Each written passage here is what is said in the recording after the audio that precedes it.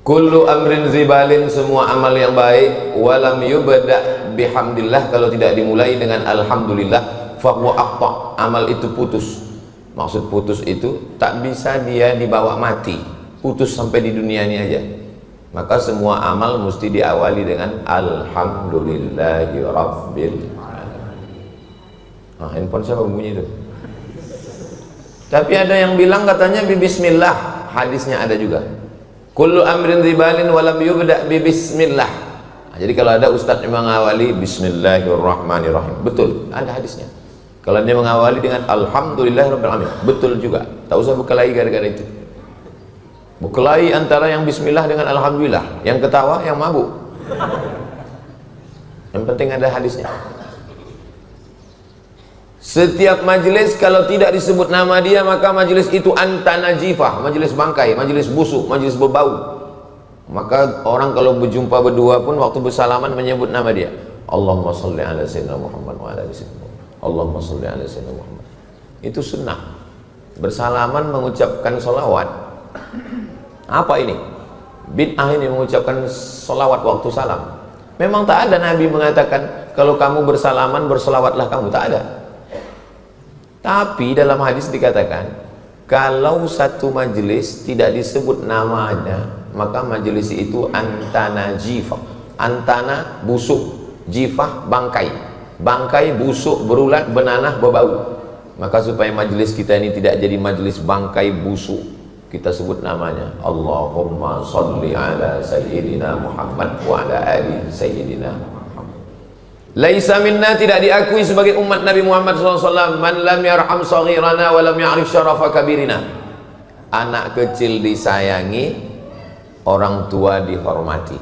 Semua anak-anak yang kecil-kecil ini semuanya kita sayangi semua, karena mereka lah yang akan melanjutkan sholat berjamaah di masjid ini nanti.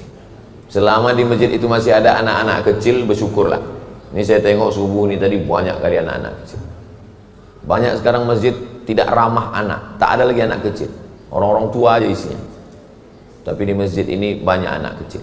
Padahal ini hari Ahad, hari libur ini. Anak kecil dibawa bagus. Kata pepatah orang-orang tua kita, dari kecil terlonjak-lonjak, sudah besar terbawa-bawa, sudah tua terubah tidak. Maka bawalah anak kecil. Memang anak kecil ini agak-agak ribut memang sedikit. Nah, itu kan suara dia aja dari tadi. Tapi kalau kita halau dia dari masjid ini, pulang.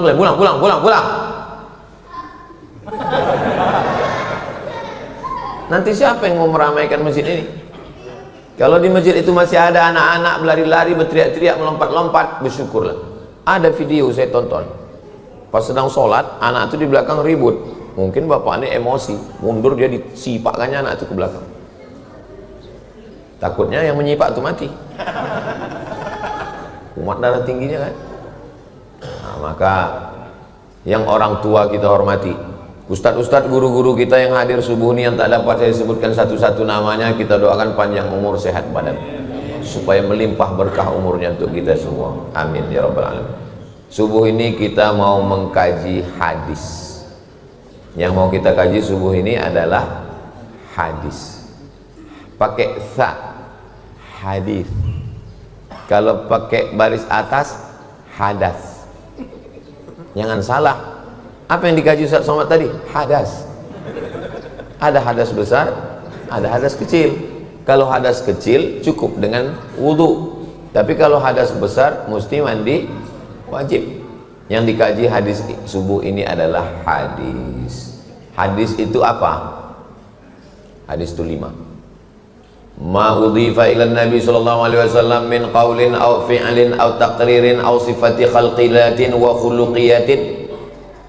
Ucapan Nabi, perbuatan Nabi, ketetapan Nabi, sifat fisik Nabi dan bawaan Nabi min ba'di wiladatihi, sejak dia lahir sampai Nabi meninggal dunia. Itulah hadis. Jadi nanti kalau ada yang bercerita tentang wajah Nabi, senyum Nabi, cara berjalan Nabi, rambut Nabi, kuku Nabi, itu semua disebut dengan hadis. Hadis itu kalau bahasa Indonesianya apa? Cerita. Cerita Nabi ini dikumpulkan oleh ulama. Kalau menjelaskan hadis, sebutkan kitabnya.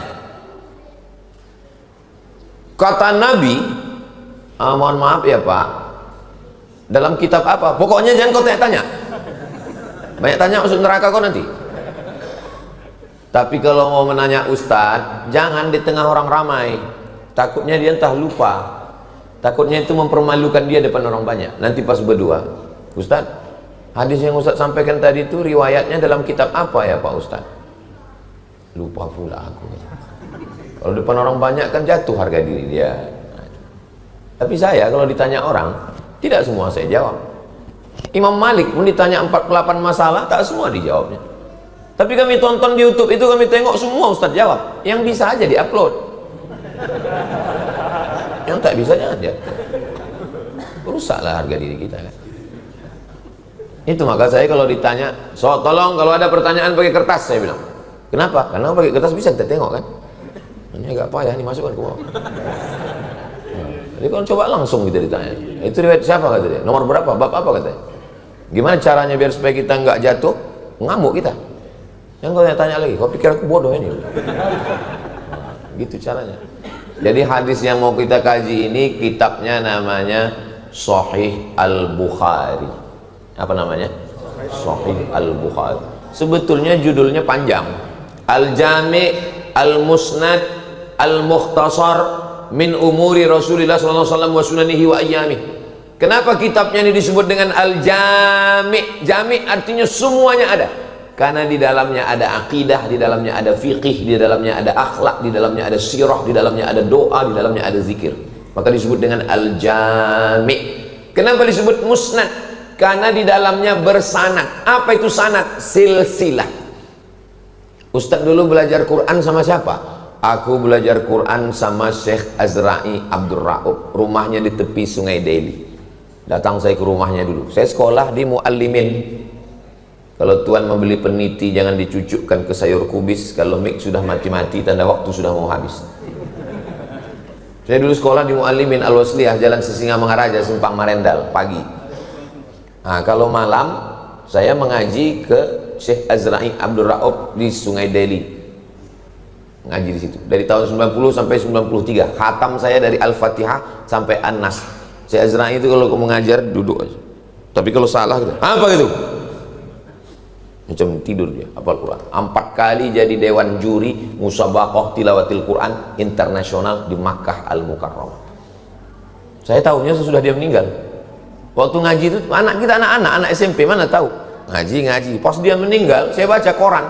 Sudah meninggal hari ini ulama besar internasional, pernah jadi 4 kali dewan juri di Makkah Al-Mukarramah, dihormati oleh pemerintah Saudi Arabia dan dunia. Syekh Azra'i Abdul. Oh, guru tempatku mengaji itu. Hebat rupanya dia. Allah maafillahu warhamhu wa'afihi wa'afain. Syekh Azra'i itu belajar ke siapa? Namanya Syekh Ahmad Hijazi di Makkah Al-Mukarramah. Dari gurunya sampailah ke sahabat Nabi namanya Ubay bin Ka'ab, Utsman bin Affan, Sayyidina Ali bin Abi Thalib, sampailah ke Sayyidina Muhammad sallallahu alaihi wasallam. Itu namanya sanad. Jadi tolong dihidupkan lagi sanad Al-Quran di Medan ini, karena Medan ini tempatnya qori-qori, ulama-ulama besar dulu di Medan. Imam Masjidil Haram di Makkah itu punya muridnya itu datang ke Medan ini, diangkat menjadi imam besar Masjid Raya Al-Masun oleh Sultan Delhi. Namanya Syekh Hasan Maksum. Syekh Hasan Maksum ini udah tua. Jadi waktu itu ditanya orang, Syekh Hasan Maksum, nanti kalau engkau meninggal dunia siapa pelanjut engkau? Ditunjuk Syekh Hasan Maksum. Itu yang akan melanjutkan nanti. Yang ditunjuknya itu namanya Syekh Muhammad Arsyad Talib Lubis. Ulama-ulama besar. Tolong anak-anak muda tulis biografinya di sosmed supaya orang tahu Medan ini tempatnya ulama-ulama hebat. Ini sekarang saya tidak di Sumatera Utara nih, tinggal saya di Riau. Apalah yang orang tahu tentang Sumatera Utara ini sekarang?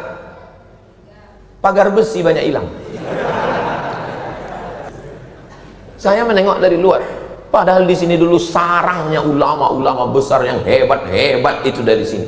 Maka lahirlah satu asli made in Medan Sumatera Utara, namanya Al-Jam'iyatul Wasliyah. Dan Syekh Muhammad Arsyad Talib Lubis itu menulis kitab Ulumul Hadis satu. namanya Ulumul Hadis. Kami membaca kitab itu di Muallimin Al-Jamiatul Wasliyah. Dari saya ke guru saya, sanadnya ke Syekh Muhammad Arsyad Talib Lubis, sampailah sekarang. Mudah-mudahan bangkit lagi para ulama-ulama besar dari Sumatera Utara ini, insyaallah. Amin ya rabbal alamin. Al-Jami' Al-Musnad Al-Mukhtasar. Mukhtasar, kenapa disebut kitab ini mukhtasar, ringkasan? Karena hafalan hadisnya 600.000 hadis. Yang ada di kepala Imam Bukhari itu 600.000 hadis, 600.000 hadis. Tapi kalau itu dicetak banyak kali, akhirnya diringkasnya, itulah dia kitab, isinya 7.275 hadis. 7.275 hadis. Al-Jami' As-Sahih Al-Musnad Al-Mukhtasar. Kenapa disebut As-Sahih? Karena semua hadis yang ada dalam kitab ini sahih. Rupanya hadis itu berapa? Yang paling tinggi sahih. Di bawah sahih hasan. Di bawah hasan dhaif. Di bawah dhaif maudhu'. Maudhu' tak boleh diriwayatkan sama sekali, hadis palsu. Al-Bazinjan Syifa'un min kulli da'. Terong obat dari segala macam penyakit. Itu hadis palsu. Siapa yang membuat? Tukang jual terong. Biar terongnya itu laku. Hadis palsu tak boleh diriwayatkan sama sekali. Hadis dhaif, oh hadis dhaif banyak kali. Allahumma barik lana fima razaqtana wa qina azabannar. Hadis dhaif. Awaluhu rahmah, awsatuhu maghfirah, akhiruhu itqun minan nar. Hadis dhaif. Utlubil ilma walau bisin, tuntutlah ilmu walau ke negeri Cina. Hadis dhaif. Sekarang banyak ustaz-ustaz berceramah, hadis dhaif tak boleh diriwayatkan. Hadis dhaif, kata Imam Nawawi, ajma'al ulama'u ala jawazil amali bil hadis dhaif. Ijma' ulama boleh mengamalkan hadis dhaif kalau cukup 5 syarat. 1, bukan masalah halal haram. 2, bukan masalah akidah. 3, tak ada periwayatnya yang kazab, penipu, pendusta, pembohong. 4, masih bernaung di bawah hadis sahih. 5, untuk fadail a'mal, motivasi beramal. Misalnya ada ustadz nanti khutbah Jumat, disampaikannya, semangatlah anak-anak Medan menuntut ilmu, utlubil ilma walau bisin, tuntutlah ilmu walau ke negeri Cina. Boleh apa tak boleh? Boleh. Apa pula salahnya? Bukan masalah akidah, bukan masalah fikih, bukan ada periwayatnya yang pendusta, masih bernaung di bawah hadis sahih. Dan untuk fadail a'mal, memotivasi supaya orang belajar, tuntutlah ilmu ke negeri Cina. Dulu begitu, sekarang tak perlu karena Cina itu sudah datang kemari. Sampai jauh-jauh ke sana. Nah, jadi jangan sembarangan. Ini baru mendengar 2 kali YouTube, orang anti hadis dhaif langsung menyalah-nyalahkan orang. Hadis hasan dan hadis sahih tak ada ikhtilaf antar ulama, boleh diamalkan. Jadi hadis yang mau kita bahas subuh ini, hadisnya hadis sahih, tak ada ikhtilaf. Kenapa sahih? Karena semua yang ada dalam Sahih Bukhari itu sahih, hadis sahih. Bukhari bukan nama orang. Imam Bukhari bukan nama orang. Bukhari artinya orang Bukhara. Bukhara, Bukhari. Orang Makkah, Al-Makki. Makkah, Al-Makki. Madinah, Madani. Medan, Medan. Nah, jadi kalau ada nanti nama Ustadz Al-Mukarram, Ustadz Abdul Somad Al-Maidani, dikomplain orang, apa pula Al-Maidani, bukan orang Medan dia katanya. Man sakana baladan arba'a sanatin, man sakana baladan arba'a sanawatin faqad sahha an yunsab ilaih. Siapa yang tetap di suatu kota selama 4 tahun, boleh dipakai nama kota itu. Jadi kalau ada orang yang menyebut nama itu, namanya Ustadz Abdul Somad Al-Maidani itu, bukan orang Medan dia. Iya, tapi dia dulu sekolah 5 tahun di Medan. Nah, itu jawabnya. Boleh dipakai. Dulu ada namanya ulama besar, Ustadz Husain Sardani, tamat dari Irak, dari Baghdad, Irak, dari tempat Saddam Hussein. Namanya Syekh Husain Sardani, ulama besar Al-Wasliyah. Sardani itu dari Serdang. Serdang itu Sardani. Ulama besar. Jadi ulama-ulama besar. Dulu waktu saya kuliah di sekolah di Muallimin, yang mengajar saya namanya Ustadz Hafiz Yazid. Kata dia, ada ulama besar namanya Syekh Abdul Somad. Saya waktu itu tuh terus di ujung Al-Falembani. Al-Falembani berarti Lembang. Syekh Abdul Somad Al-Falembani hidupnya tahun abad ke-18. Dia murid langsung dari Syekh Abdul Karim Samman dari Madinah Al-Munawwar. Syekh Abdul Somad Al-Falimban ini seangkatan dengan Datuk Kalampayan di Kalimantan. Moyangnya dari Abah Guru Sekumpul, namanya Syekh Muhammad Arsyad Al-Banjari. Al-Banjari berarti orang zaman dulu kalau disebut nama itu langsung tahu kita nama. Itulah hebatnya orang Batak, asal disebut namanya langsung kita tahu dia dari mana. Siregar, tak mungkin dari Solo. Asal disebut nama, itu hebat.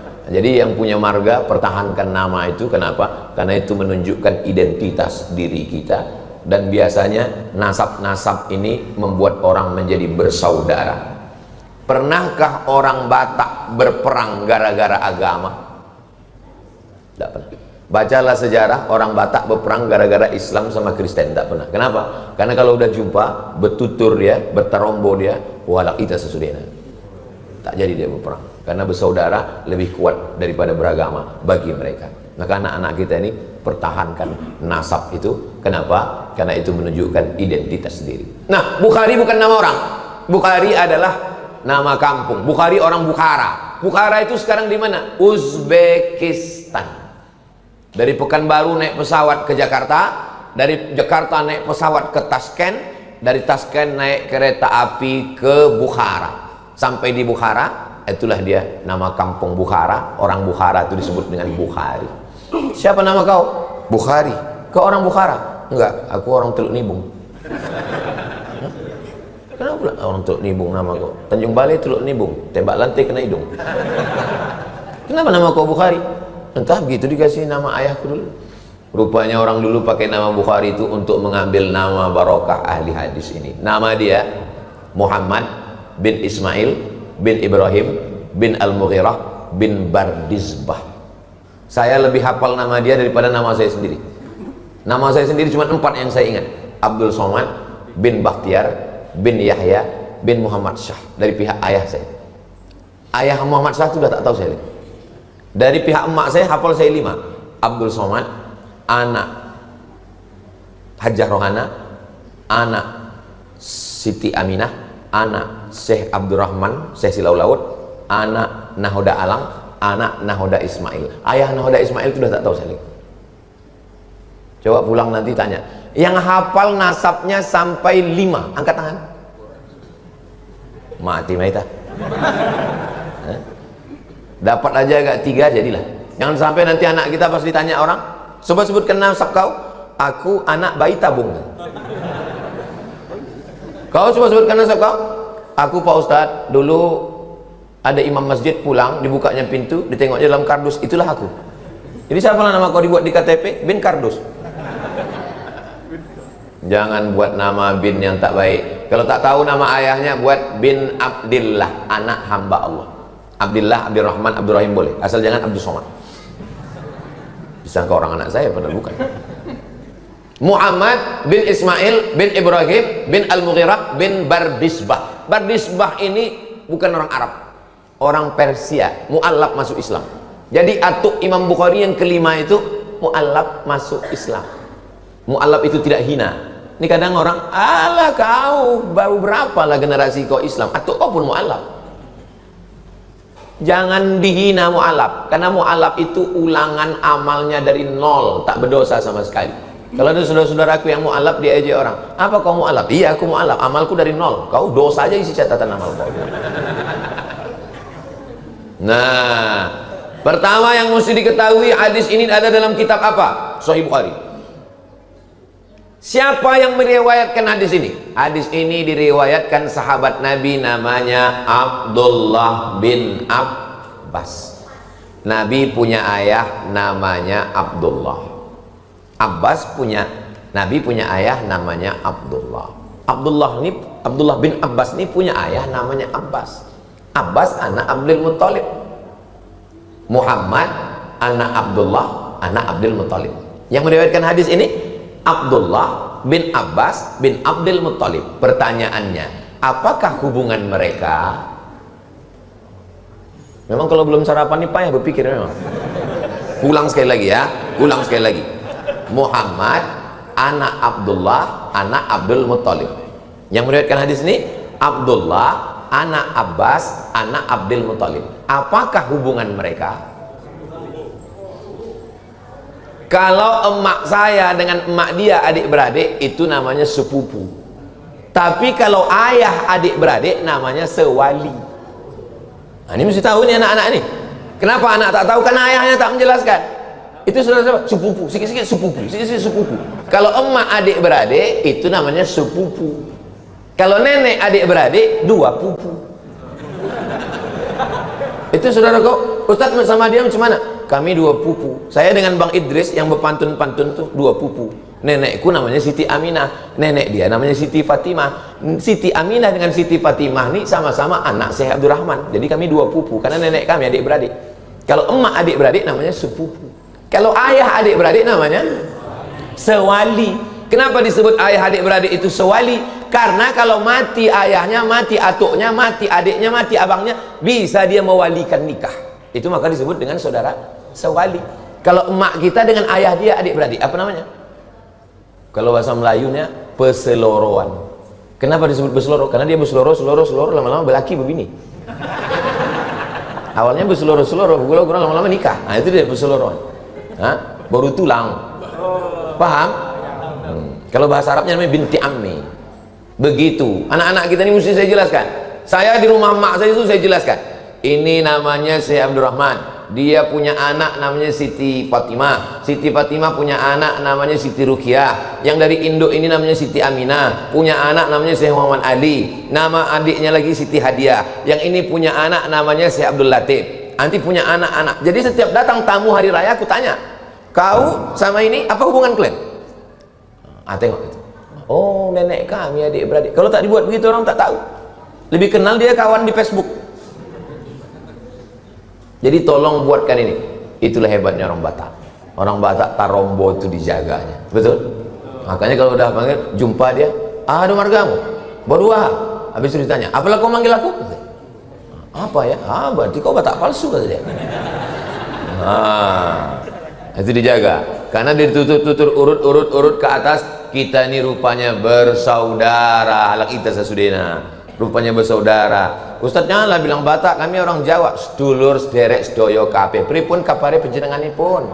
Muga-muga sing melu acara iki padha kabeh mlebu nang surga.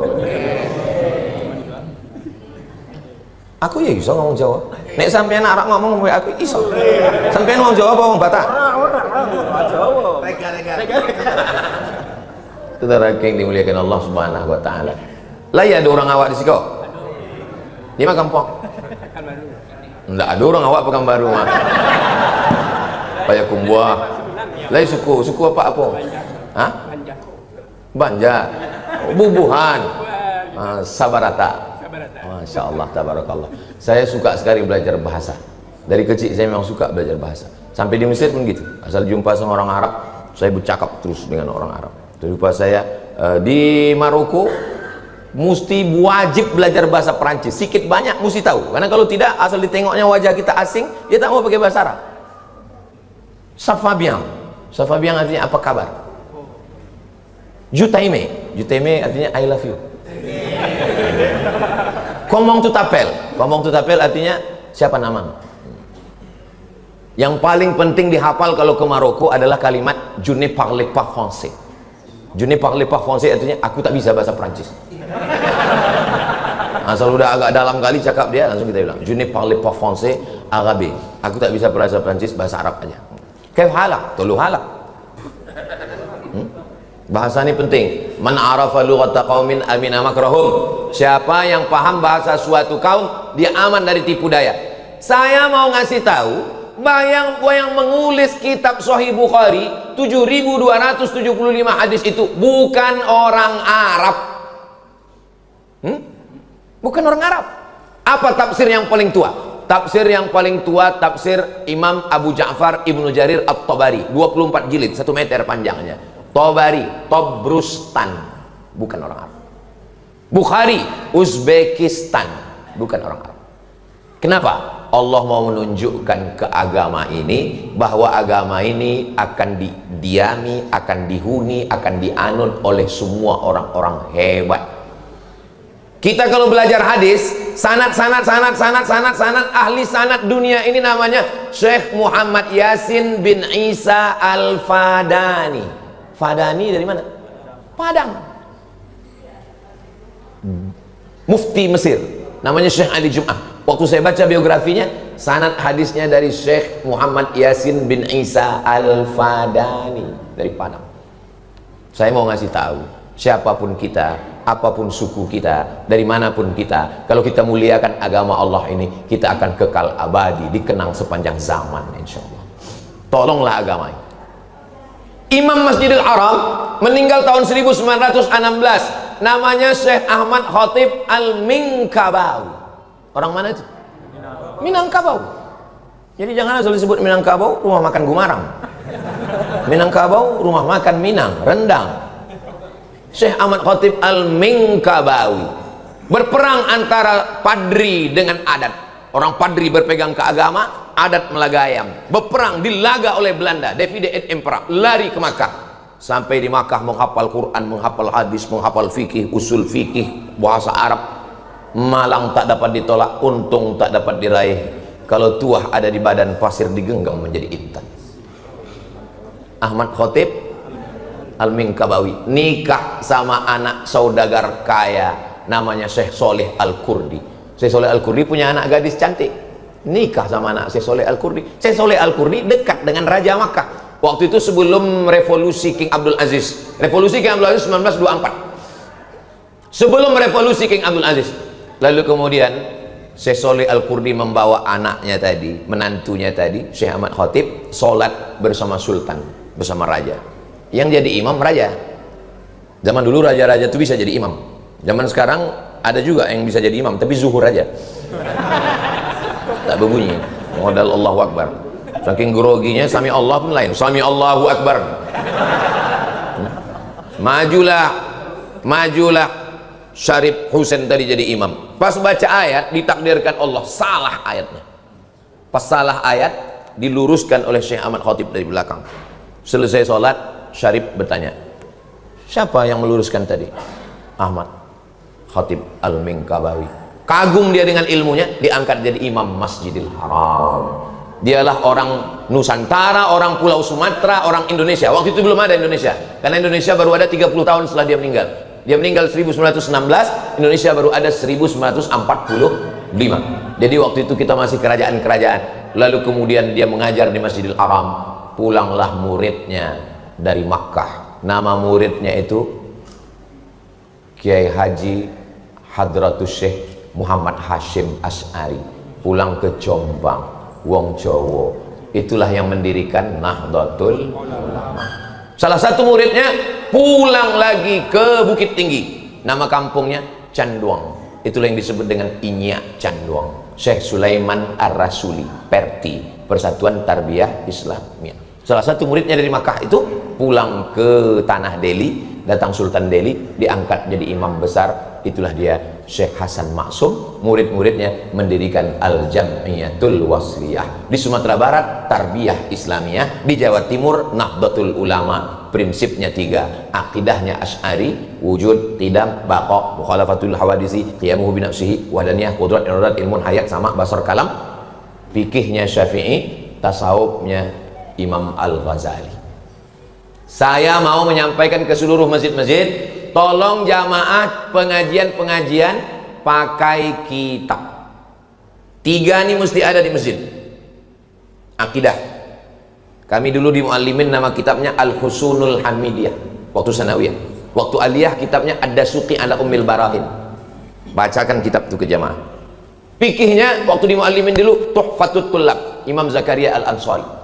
Tasawufnya waktu di Muallimin dulu Ihya Ulumuddin, tapi 4 jilid besar kali. Baca ringkasannya, namanya Mau'izatul Mu'minin min Ihya Ulumuddin, diringkas oleh Syekh Jamaluddin Al-Qasim. Cukuplah itu dah pengajian yang cerita ke sana, cerita kemari, cerita ke sana, cerita kemari. Bukan saya menyepelekan, bukan. Saya takut nanti jamaah ini udah ingat, asal ini ustadznya ini pasti dulunya sabar. Ditengoknya, baru ditengoknya muka ustadz udah tahu ya ini tawakal nih. Coba berkitab. Saya kalau di dekat rumah saya pakai kitab yang saya pakai Riyadus Shalihin, karena kebetulan saya kuliah dulu jurusan hadis. Itu yang saya paham. Tapi untuk saudara kita yang fikih, mengajar fikih lah di masjid kita, mengajar hadis, mengajar akidah. Sekarang kita baru masuk ke hadisnya. Siapa yang ceramah tadi? Ustadz Somad. Dari kitab apa diambilnya tadi? Sahih Al-Bukhari. Siapa nama periwayatnya tadi? Abdullah bin Abbas. Sewali dengan Nabi, ayah mereka adik-beradik. Inilah Abdullah bin Abbas. Saya kalau dibawa orang anak kecil, Ustaz tolong doakan anak saya doakan. Allahumma faqihhu fid din wa 'allimhu ta'wil. Itu doa Nabi untuk Abdullah bin Abbas. Jadi kalau ada anak kecil minta doakan. Allahumma faqihhu fid din wa 'allimhu ta'wil. Kalau tak hafal doanya, gerak-gerakkan aja mulut. Daripada ditanyanya apa doa kau, kita tak tahu kan.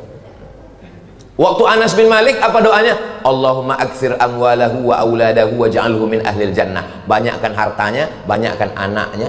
Tak ada disebut banyakkan bininya. Tapi bunyi banyak anak itu mesti banyak. Enggak ada aku sebut begitu. Hati-hati kalian, bini kalian nengok dari atas. Maaf ya Bu ya.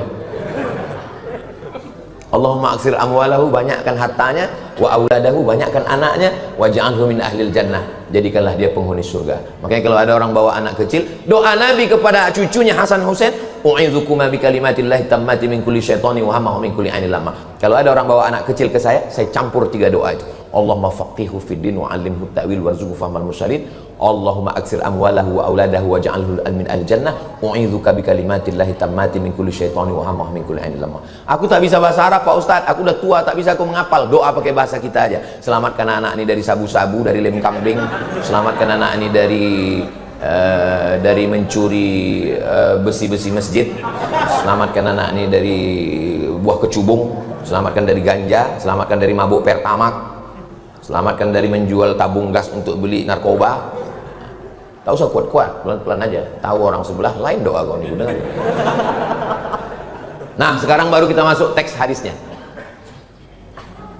Kitabnya Sahih Bukhari. Riwayatnya Abdullah bin Abbas. Abdullah bin Abbas ini makamnya di Taif. Di Taif itu ada makam Abdullah bin Abbas. Pas mau masuk pintu masjid di sebelah kiri, di dalam itulah makam Abdullah bin Abbas. Tapi makamnya tidak boleh diziarahi karena Saudi tak boleh ziarah. Ziarah ke makam Nabi pun orang itu marah. Kita udah mau nangis di depan makam Nabi. Assalamualaikum ya Rasul. Haji. Tak jadi awak nangis. Udah siap-siap udah mau nangis. Akhirnya menangis juga keluar. Pas tanya, kenapa kau nangis? Dimarahi polisi itu. Nah, jadi beliau meninggal. Dan sahabat Nabi yang paling banyak tafsir Al-Qur'annya adalah Abdullah bin Abbas. Kalau mau menengok tafsir Abdullah bin Abbas paling lengkap dalam kitab tafsir At-Tabari. Diriwayatkan oleh murid-muridnya. Imam Ad-Dhahhak murid dia, Mujahid murid dia, Qatadah murid dia. Ini semua adalah ahli tafsir. Nah, sekarang kita baru masuk ke teks hadisnya. Apa bunyi teks hadisnya? Ma min ayyamin, tidak ada hari, al-amalu sholihu fihinna ahabu ilallah, beramal soleh 10 hari ini lebih dicintai Allah daripada amal yang lain. Datang sahabat bertanya, walal jihadu fi sabilillah, bagaimana dengan berjihad ke Palestina, bagaimana dengan jihad berperang? Kata Nabi, walal jihadu fi sabilillah, jihad pun kalah dengan amal yang 10 hari ini, illa, kecuali rajulun kharaja binafsihi wa malihi, kalau ada orang yang keluar rumah membawa nyawanya, membawa hartanya, walam yarji' min dzalika bi syai', dan dia tak pulang lagi ke rumah, hartanya habis, nyawanya habis, mati syahid. Itulah yang bisa mengalahkan yang 10 hari ini. Jadi kalau belum bisa kita mati syahid, paling tidak kita isi yang 10 hari. Apa saja amalnya? Amalnya ada 5. Apa saja amalnya? Jangan kemana-mana, kita lanjutkan setelah yang satu ini. Begitu kalau masuk TV ada iklannya. Amal yang pertama, amal yang paling disukai Allah adalah puasa. Kenapa darah tersumbat ke otak? Karena paralonnya macet. Ini ada paralon ini, dari jantung ini kan menyembur darah. Dari jantung ini menyembur darah ini ke otak. Paralonnya tersumbat. Kenapa paralon tersumbat? Karena banyak gula. Gara-gara minum teh. Itu maka bagus Masjid Al-Amal ini. Tak ada teh di atas meja. Bagus ini, bagus. Supaya jangan tersumbat otak Ustaz. Saya Ustaz yang tak pandai sindir menyindir. Saya to the point. Jangan kasih ustadz kita teh manis, karena ustadz jarang olahraga. Ustadz pengajian subuh, pengajian duha, pengajian zuhur, pengajian asar, mak-mak wirid yasin, pengajian maghrib, pengajian isya, satu hari 6 titik pengajian, teh. Akhirnya ustadz kena diabetes meletus. Kalau kalian sayang sama ustadz, jangan kasih dia air teh, tapi air putih kasih lah. Ini air putih pun tak ada, parah kali kalian. Ini sebetulnya subuh saya paham. Kenapa? Karena semua pengurus sedang puasa sunnah. Jadi disangkanya ustadz ini puasa juga. Ustadz kan mengajarkan puasa sunnah 10 hari. Jadi kami puasa, kami sangka ustadz, aku musafir. Musafir. Ini subuh ini sebetulnya jadwal Al-Mukarram Ustadz Ustadz Musahur Siregar. Ini jadwal beliau. Mestinya pengurus kalian telepon Ustadz Musahur, besok jadwal Ustadz kan? Iya. Ada yang mengundang Ustadz Somad ke Masjid Al-Amal. Kalau Ustadz mau datang jumpa, datanglah.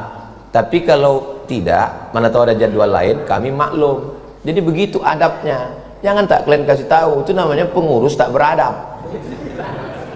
Kasih tahu. Bukan berarti saya tak senang Ustadz datang, senang saya silaturahim. Tapi banyak masjid-masjid yang lain mungkin mengharapkan kedatangan karena dai kita kurang. Banyak sekarang orang tidak mau jadi ustadz. Yang paling payah mencari jodoh istri adalah ustadz. Kok ustadz tahu? Aku mengalami macam itu.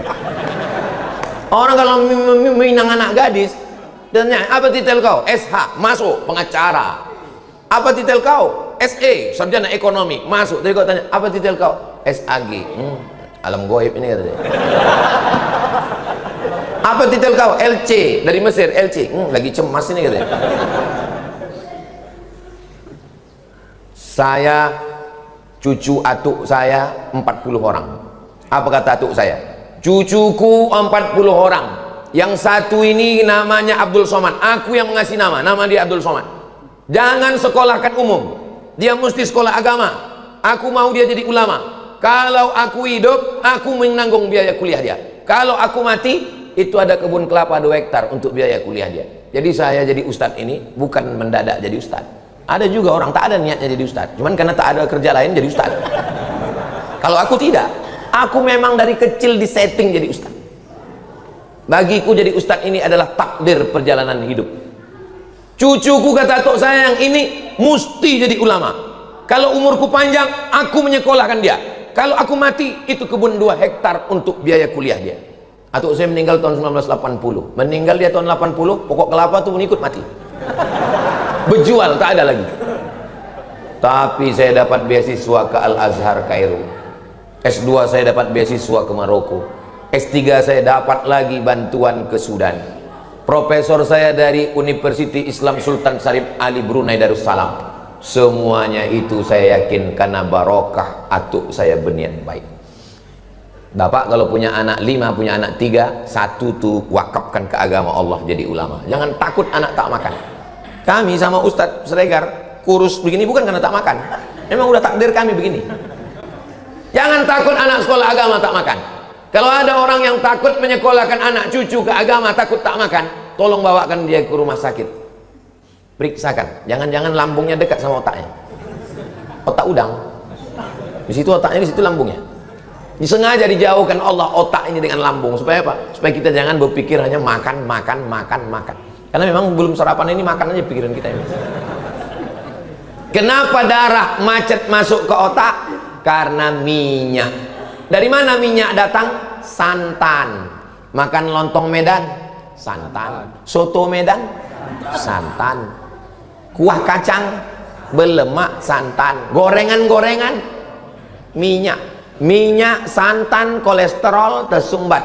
Obat yang paling bagus puasa. Maka kalau ada bapak-bapak sakit-sakit, tak enak badan, asam urat, asam lambung, asam kumbang, asam sulfat, tidak ada obat lain, puasa. Makanya dalam hadis dikatakan sumu tasihu, berpuasalah kamu maka kamu akan sehat. Ini banyak sekarang perempuan-perempuan ini puasa, pas ditanya puasa apa? Diet.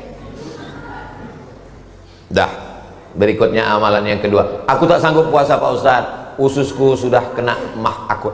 Yang tak sanggup puasa, amalan yang kedua, banyak-banyak sholat sunat.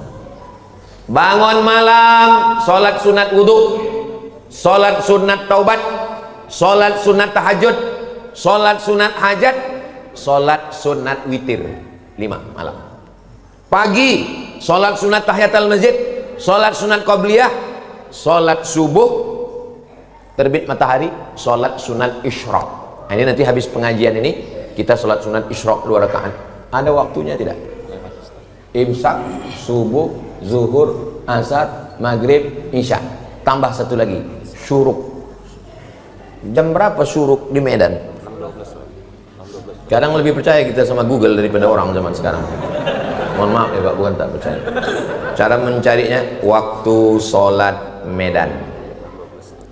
Waktu sholat Medan terbitnya 6:14. Waktu lewat matahari di atas bumi 6:14 itu tidak boleh sholat, karena itu waktu tanduk setan. Jadi matahari itu bulat begini, bulat matahari itu terbit. Waktu dia terbit itu datang setan menghampiri, itulah waktu tanduk setan. Kalau ada orang pas jumpa, apa kabar bro? Sehat setan bilang. Itu namanya waktu tanduk setan. Berapa lama? Setinggi tombak Qaida Ram'in. Setelah diukur menurut ilmu astronomi, setinggi tombak itu 12 menit. Sekarang menurut waktu Medan terbit matahari 6:12, 6:14 tambah 12 berarti 6:26 sudah bisa sholat sunat isyraq 2 rakaat. 6:26. Niatnya usolli sunnatal isyraq rakaatain. Bagi yang Al-Wasliyah sama NU sama Perti, bagi Muhammadiyah tak usah pakai usolli, enggak pakai usolli. Allahu Akbar. Tak usah berkelahi masalah usolli tak usolli ini. Dulu di Medan ini orang berkelahi masalah usolli tak usolli. Sekarang alhamdulillah tak berkelahi lagi Pak Ustaz. Kenapa? Karena sama-sama tak sembahyang. Nah, jadi yang paling bagus sholat sunat. Aku tak bisa puasa Pak Ustaz, ususku berlubang, sholat sunat. Aku tak bisa sholat sunat Pak Ustaz, lututku sakit kali. Yang ketiga, banyak-banyak baca Quran. 1 jam 1 juz, 1 hari 3 juz, 10 hari 30 juz. Kalau cuma 3 juz enteng lah, buat encer lah. Aku 4 juz bisa, juz melon, juz pokat, juz mangga. Aku tak bisa baca Quran Pak Ustaz, asal ku tengok Quran itu bersatu titiknya. Masih ada harapan lagi. Apa dia? Zikir. Afdalu zikri fa'lam, seafdal zikir adalah la ilaha illallah, la ilaha illallah, la ilaha illallah. Tadi sebetulnya Pak Imam tadi mau berzikir. Imam tadi mau berzikir sebetulnya, subhanallah 33, alhamdulillah 33, Allahu akbar 33, la ilaha illallah 100. Cuman datang pengurus berbisik dari belakang, jangan lama-lama.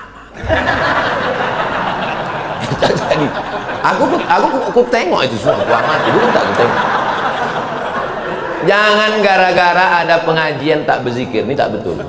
Berzikir ini sunnah. Aku nanti kalau di akhirat ditanya malaikat, kenapa jamaah Masjid Al-Amal subuh Ahad tanggal 5 Zulhijjah tak berzikir? Kata imam, aku dilarang pengurus. Ditanya pengurus, kenapa kau larang berzikir? Karena menghormati Ustaz Somad. Aku yang kena. Aku tak ada nyuruh ya, aku tak ada pesan. Usahakan berzikir, subhanallah, subhanallah, subhanallah, sunnah berzikir. Saya setiap jadi imam, tanya pengurus-pengurus nih, setiap saya jadi imam walaupun musafir, zikir tak pernah saya hilangkan. Subhanallah 33, alhamdulillah 33, Allahu akbar 33. Kalau kebetulan imam subuh di hotel, di rumah, di mana, afdalu dzikri fa'lam annahu la ilaha illallah, la ilaha illallah. La nya itu tidak, la pas lafaz Allahnya itu ke jantung, la ilaha illallah, bagi yang mau menggoyangkan kepala. Yang tidak, ya tak usah. La ilaha illallah, la ilaha illallah, la ilaha illallah. Karena tidak ada wajib menggoyangkan kepala. Ini kadang orang ini asal berzikir goyang kepala, asal gini kepala. Pas tanya kenapa kau goyang? Entah, aku tengok orang goyang, aku goyang pula. Tapi saya tengok Pak Ustaz, orang-orang tarekat Naksabandiah itu tak ada zikirnya kuat-kuat, tasbihnya aja berputar. Itu namanya zikir ismuzat.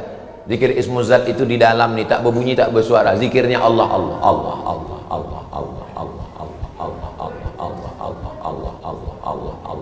1000 satu hari. 5000 wajib satu hari. Allah supaya kita tak banyak bercakap. Ustaz banyak bercakap, aku memang ceramah mesti bercakap. Ada memang orang wajib dia bercakap. Siapa itu yang wajib bercakap? Ulama, wajib dia bercakap, menyampaikan ayat Quran dan hadis Nabi. Siapa lagi yang wajib bercakap? Parlemen. Parle bahasa Perancis, artinya bercakap. Parlemen tempat orang bercakap. Makanya kalau ada anggota parlemen tak bercakap, makan gaji buta, makan duit Arab, makan duit rakyat. Mesti bercakap dia di situ, mengeluarkan perda, peraturan daerah, mengeluarkan undang-undang, mesti dia bercakap. Yang tak boleh bercakap siapa? Tukang tak boleh bercakap. Karena kalau dia bercakap berhenti batu bata. Supir tak boleh bercakap. Di Eropa itu tertulis, don't speak, no speaking, dilarang ngomong ke supir. Kenapa? Kalau dia bercakap salah konsen. Ya apa kau bilang tadi? Ya betul. Masuk, pindah alam langsung. Hah? Puasa tak sanggup Pak Ustadz. Sholat sunat, sakit lutut encok asam urat, baca Quran. Mata rabun, zikir tak bisa, keluar duit, infak, sodakoh, wakaf, bantu masjid, bantu. 5 amal yang utama di bulan. Tak juga sanggup, mati aja lah. Apalah guna hidup, buat semak medannya aja, buat macet jalan Singamangaraja aja. Cemana lah kami mau mati Pak Ustadz? Belum mati lagi, ada jenazah lewat, ikut. Nampak jenazah yang ikut, daripada habis besi-besi masjid ini nanti. Mudah-mudahan dipanjangkan Allah umur kita supaya kita bisa beramal soleh. Apalah hidup ini? Mau ku tanya dulu. Saya kalau yang tua segan, saya yang anak-anak muda lah tanya. Mana anak muda tanya? Itulah yang menunduk.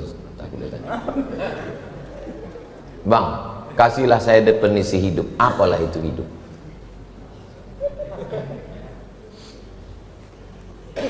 Hidup itu menunggu mati. Kita ini semua ini kan menunggu malaikat maut semua ini kan. Hidup ini menunggu mati. Cuman yang namanya menunggu kan bosan, muak kali lah menunggu nih. Aku muak kali lah nunggu nih Pak Ustaz. Nunggu apa? Nunggu malaikat maut.